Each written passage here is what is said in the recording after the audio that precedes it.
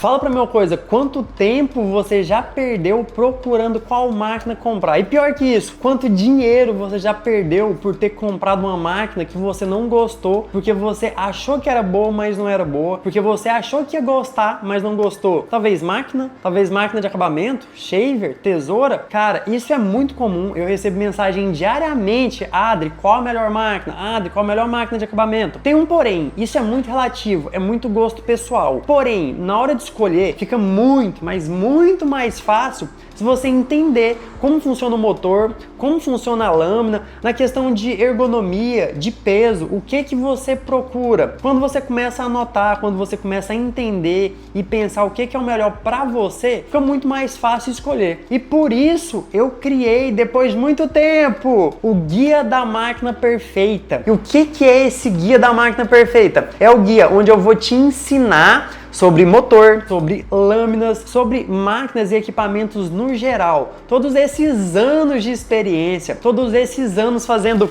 dezenas, centenas de review de várias máquinas, vários tipos de máquina de acabamento, shaver, tesoura. Eu trouxe todo um compilado de tudo que eu sei sobre isso para você e o melhor, por um valor simbólico. Mas lembrando, vai estar com uma promoção de lançamento só nos primeiros dias. Então, se você tem interesse, assim que acabar esse vídeo ou já agora, clica no link que vai estar aqui na descrição, o Guia da Máquina Perfeita. Lembrando que é por um valor simbólico para te ajudar a não gastar mais dinheiro à toa e a partir de agora ser muito mais assertivo na hora de comprar seus equipamentos na barbearia. Além de explicar todas essas coisas, também vai ter um guia de recomendação. Qual máquina eu recomendo para você que está começando, que já tem experiência, então de iniciante, intermediário e avançado. Cara, tá sensacional, eu tenho certeza que você vai gostar. Então confere aqui na descrição e aproveita para estudar bastante por lá. Tem muita informação.